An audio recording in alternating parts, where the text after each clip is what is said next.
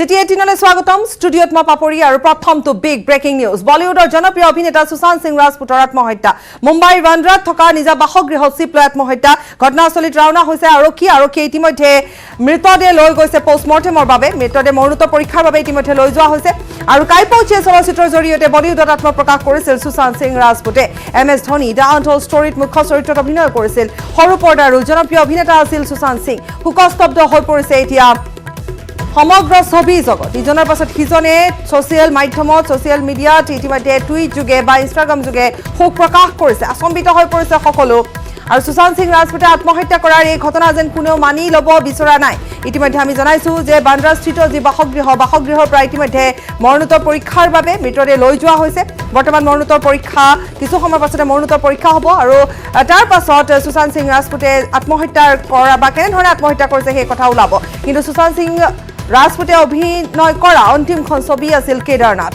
চিচৰে ছবি জনপ্ৰিয় হৈছিল প্ৰায় প্ৰতিখন ছবিয়ে জনপ্ৰিয় হৈছিল বুলি ক'ব পাৰি তাৰ ভিতৰত ধনী দ্য আনটোল্ড ষ্টৰীও জনপ্ৰিয় হৈছিল ঠিক তেনেধৰণে চিচৰে জনপ্ৰিয় হৈছিল বা কাইপৌচে যিখন প্ৰথম ছবি আছিল সেয়াও জনপ্ৰিয় হৈছিল অৰ্থাৎ জনপ্ৰিয় অভিনেতা সুশান্ত সিং ৰাজপুতে এনেধৰণে কৰ্মব্যস্ততাৰ মাজতো এনেধৰণে তেওঁ কি মানসিকভাৱে ভাগি পৰিছিল তাকে লৈ এটা বিভিন্ন ধৰণৰ প্ৰশ্ন উত্থাপিত হৈছে য'ত নেকি মানসিকভাৱে ভাগি পৰাৰ কথা বাৰে বাৰে উত্থাপন হৈছে ডিপ্ৰেশ্যন আছিল সুশান্ত সিং ৰাজপুতৰ এই কথা ইতিমধ্যে জনোৱা হৈছে আৰু আৰক্ষীয়ে যেহেতু তদন্ত আৰম্ভ কৰিছে সুশান্ত সিং ৰাজপুতৰ মৃত্যুৰ ঘটনা ইতিমধ্যে স্পষ্ট হোৱাৰ পাছতে বা আত্মহত্যা কৰাৰ পাছতে আৰক্ষী ঘটনাস্থলীলৈ যায় মৃতদেহ মৰণোত্তৰ পৰীক্ষাৰ বাবে লৈ যোৱা हम लोग अभी सदमे में हैं कुछ दिन पहले कई वर्षों के बाद उन्होंने गांव आए थे हम लोगों ने सम्मान भी किया था पूरा गांववासी उनका हृदय से सम्मान भी किए थे और ये हम लोगों को पता नहीं था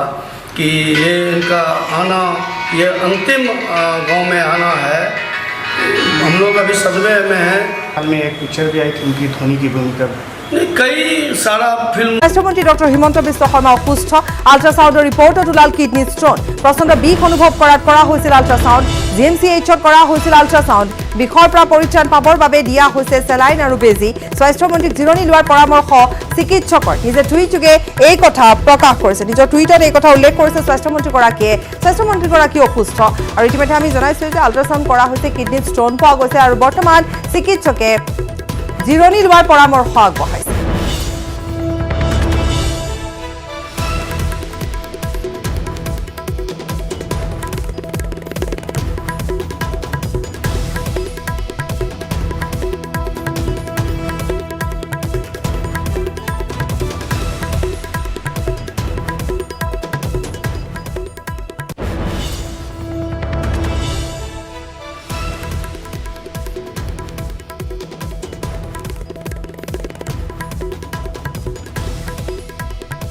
মুখ্যমন্ত্ৰী সৰ্বানন্দ সোণোৱালে সংবাদ মেলৰ আয়োজন কৰিছে আমি পোনপটীয়াকৈ সংবাদ মেল দেখুৱাম দুগৰাকী জ্যেষ্ঠ মন্ত্ৰী গোটেই ঘটনাটোৰ সন্দৰ্ভত বিতংভাৱে অৱগত হ'বৰ বাবে আৰু স্থানীয় ৰাইজক সকলো ধৰণৰ সহযোগিতা আগবঢ়াবৰ বাবে ইয়ালৈ পঠিওৱা হ'ল চন্দ্ৰমোহন পাটোৱাৰী ডাঙৰীয়া আৰু অতুল বৰা ডাঙৰীয়া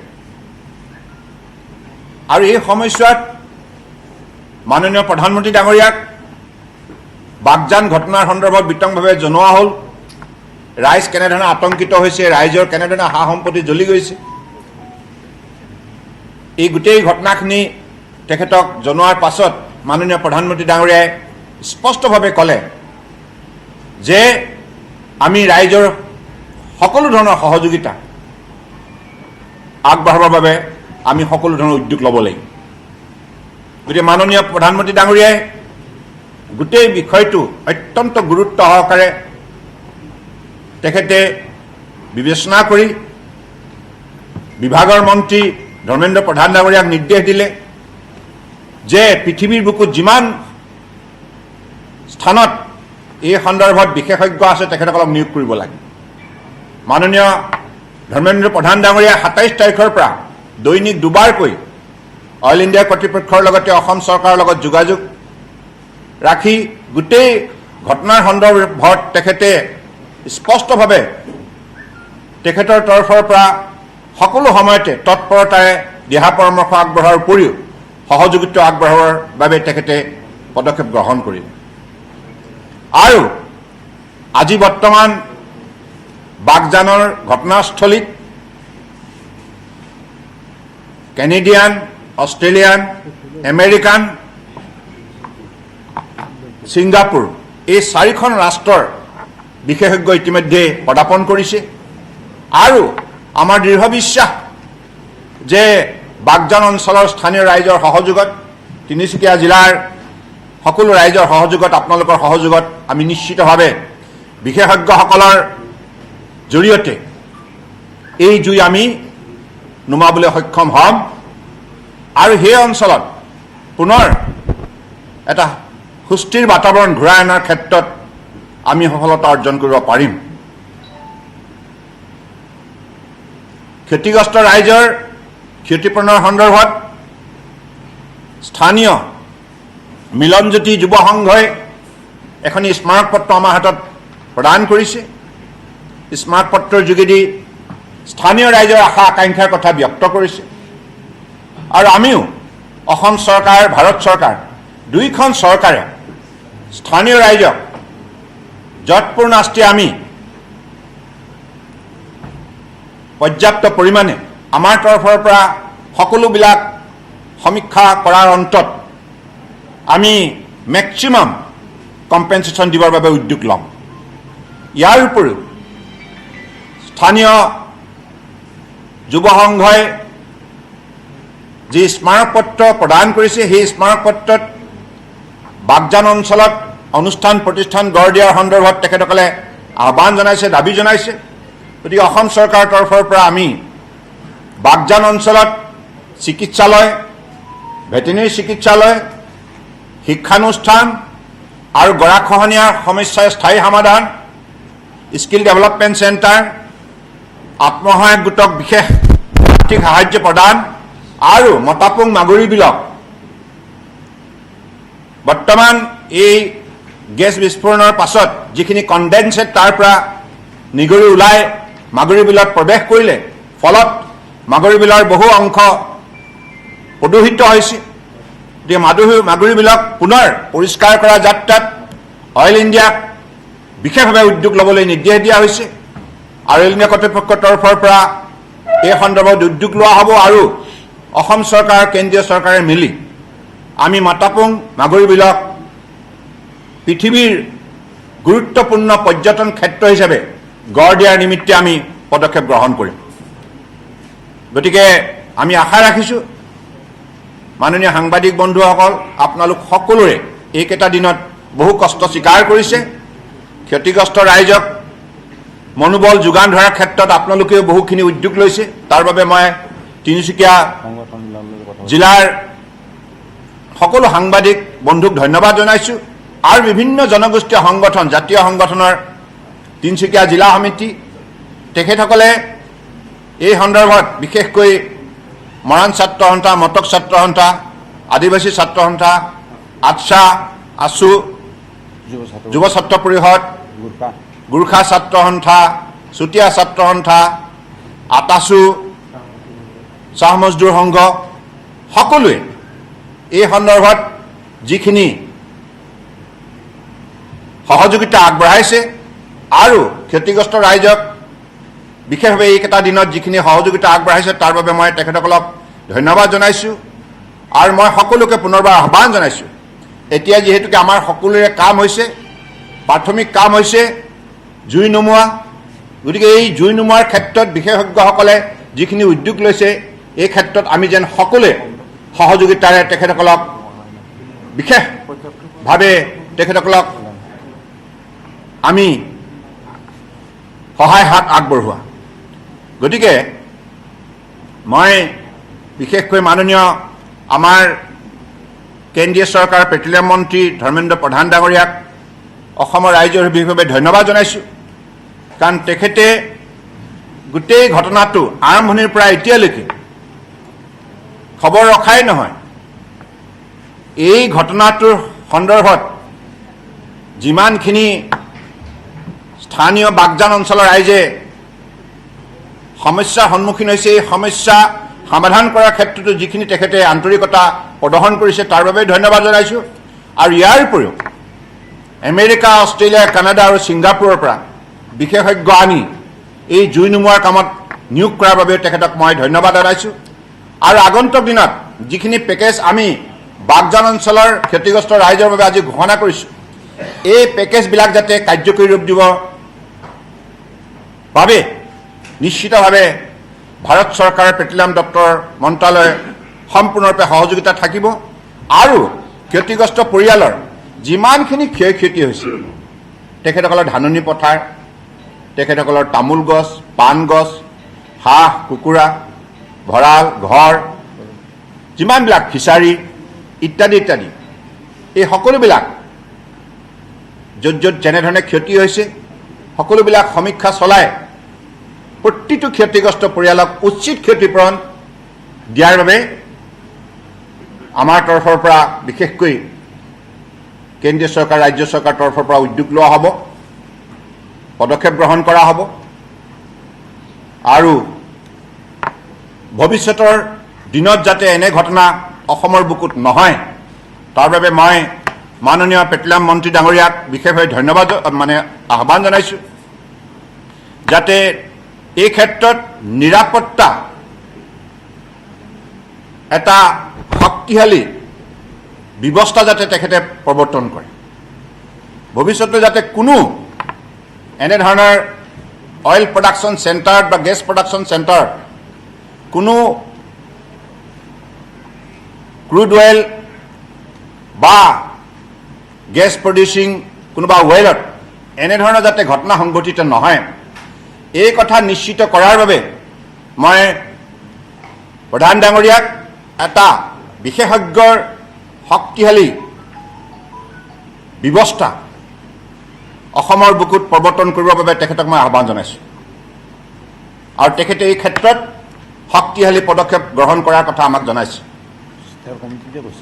আৰু ইতিমধ্যে আপোনালোকে জানে যে এই ঘটনা কাৰ বাবে সংঘটিত হ'ল, কাৰ গাফিলতিৰ বাবে এনেধৰণৰ ঘটনা সংঘটিত হ'ল, এই কথাবিলাকো বিচাৰি উলিয়াবৰ বাবে ইতিমধ্যে তেখেতে হাই লেভেল এটি এনকুৱাৰী কমিটি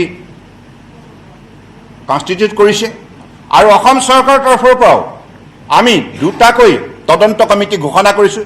ইতিমধ্যে দুইগৰাকী তদন্তকাৰী বিষয়া আমাৰ মাজত উপস্থিত আছে, additional chief secretary Maninder Singh আৰু additional PCCF MK Yadav. Maninder সিঙে গোটেই ঘটনাটোৰ সবিশেষ তদন্ত কৰিব, কেনেধৰণে সংঘটিত হ'ল আৰু পৰিৱেশ কিমান বিনষ্ট হৈছে, কিমান ক্ষতিগ্ৰস্ত হৈছে, জৈৱ বৈচিত্ৰ্য কিমান হানি হৈছে, এই কথাবিলাক পৰীক্ষা নিৰীক্ষা কৰিব আমাৰ বন বিভাগৰ এডিশ্যনেল PCCF MK যাদৱে।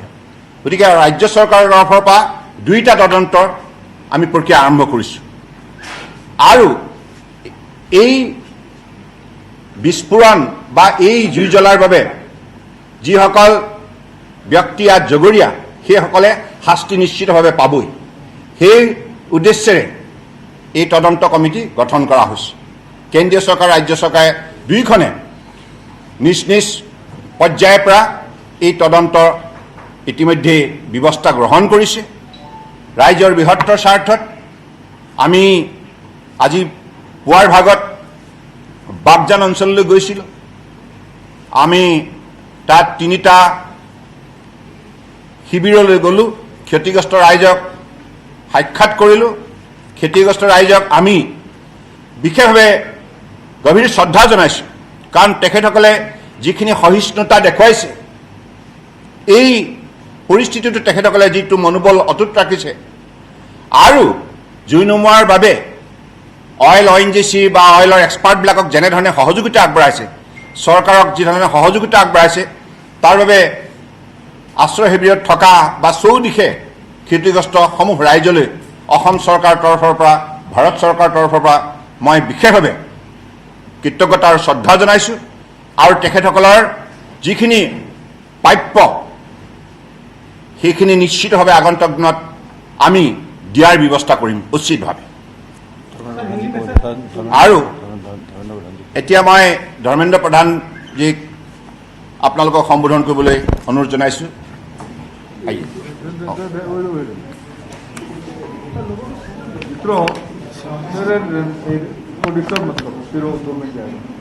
मित्रों जैसे मुख्यमंत्री जी ने विस्तार से इस घटना के बारे में बताई है। इस घटना को भारत सरकार और असम सरकार दोनों मिलके हमारी प्राथमिक अभी काम है उस कुएं को सील करना।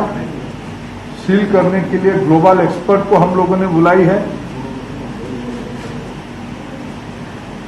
उसमें और भी कुछ इंटरनेशनल प्रैक्टिस आवश्यकता होगी, उसके बारे में भी हम कदम उठाएंगे।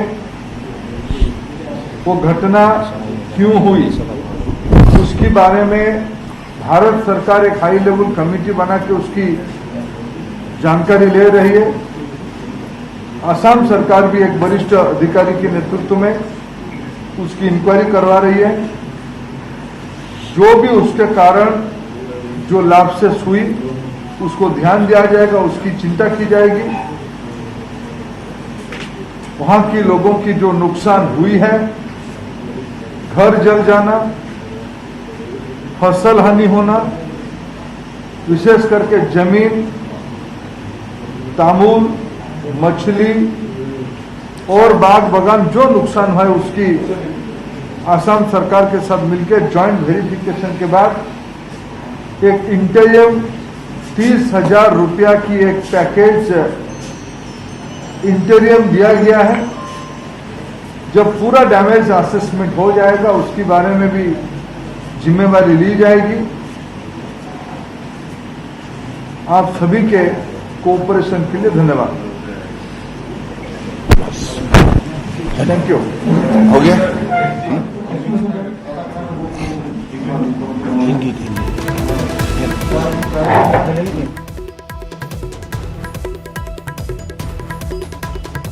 এই মুহূৰ্তত আমি দেখুৱালো বাগজান কাণ্ডৰ তদন্ত আৰম্ভ কৰিব এতিয়া ৰাজ্য চৰকাৰে। বাগজানত আজি উপস্থিত হৈ মুখ্যমন্ত্ৰী সৰ্বানন্দ সোণোৱাল আৰু পেট্ৰলিয়াম মন্ত্ৰী ধৰ্মেন্দ্ৰ প্ৰধানে সংবাদ মেল আয়োজন কৰি লগতে ইতিমধ্যে আমি জনাইছো যে আশ্ৰয় শিবিৰত থকা যিসকল লোক তেওঁলোকৰ ওচৰত আঁঠুৰ কাঢ়ি এই ঘটনাৰ তদন্তৰ কথা উল্লেখ কৰে আৰু এতিয়া সংবাদ মেলযোগেও এই কথা উল্লেখ কৰিছে। খবৰ অব্যাহত ৰাখিম, সময় এটি বিৰতি।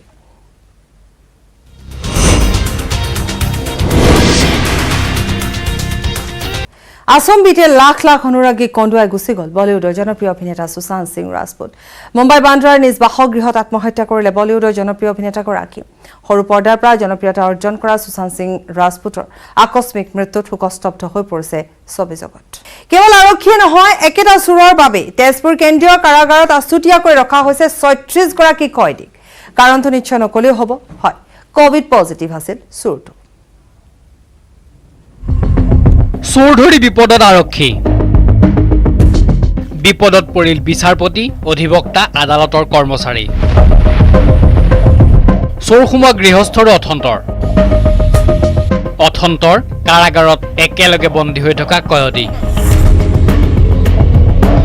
চোৰ ধৰা পৰিল এটা, 14 দিনলৈ বন্দী হ'ল 12 জন আৰক্ষী। চোৰ নহয়, চোৰ ধৰি আৰক্ষীক মৰে পোৱা ঘটনাটো সংঘটিত হৈছে গুৱাহাটীত। চোৰ ধৰি হাহাকাৰৰ সৃষ্টি হৈছে হাতীগাঁও আৰক্ষী থানাত। বেলতলাৰ 5 নম্বৰ বৈশিষ্ট্যপুৰ বাইলেনৰ মনোৰঞ্জন দাস নামৰ এজন লোকৰ ঘৰত চিলিণ্ডাৰ চুৰিৰ অভিযোগত হাতীগাঁও আৰক্ষীয়ে 9 জুনত গ্ৰেপ্তাৰ কৰিছিল গগন ৰাজবংশী নামৰ এটা চোৰক।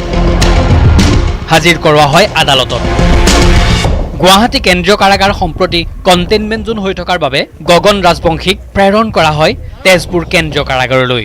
শনিবাৰে অহা গগন ৰাজবংশীৰ স্বাব টেষ্টত ধৰা পৰিল কোভিড পজিটিভ। তাৰ পাছতে হাহাকাৰ লাগে হাতীগাঁও আৰক্ষী থানাত। চোৰ ধৰা থানাত গগন ৰাজবংশীৰ সংস্পৰ্শলৈ আহিব পৰা 12 জন আৰক্ষী কৰ্মচাৰীক কৰা হৈছে কোৱাৰেণ্টাইন। 8 জনক হোটেল জিঞ্জাৰত আৰু 4 জনক কোৱাৰেণ্টাইন কৰা হৈছে হোটেল লিলিত। ঘটনাক লৈ কোভিড সংক্ৰমণৰ আশংকা গগন ৰাজবংশীক হাজিৰ কৰোৱা আদালতত উপস্থিত থকাসকলৰ লগতে চুৰি কৰা মনোৰঞ্জন দাসৰ ঘৰখনতো। ইপিনে গুৱাহাটীৰ পৰা তেজপুৰ কেন্দ্ৰীয় কাৰাগাৰলৈ আন 24 জন কয়দীৰ সৈতে নিয়া হৈছিল গগন ৰাজবংশীক।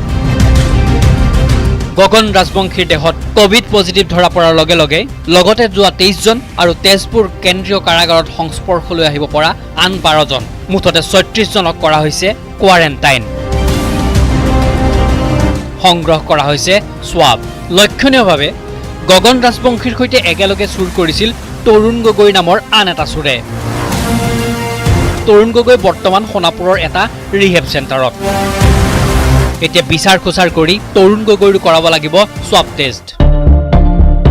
গগন ৰাজবংশীৰ সৈতে একেলগে চুৰ কৰা তৰুণ গগৈৰ দেহতো কোভিড পজিটিভ ধৰা পৰাৰ আশংকা আছে পুৰা মাত্ৰায়। আৰু সেয়াই হলে সম্প্ৰতি ৰিহেবত থকা তৰুণ গগৈৰ সংস্পৰ্শলৈ আহিব পৰা লোকৰ কোৱাৰেণ্টাইনেও হ'ব আন এক নতুন অধ্যায়। কেমেৰা পাৰ্চন প্ৰভাসৰ সৈতে Hirakjyoti Malakar, news 18 Assam north east.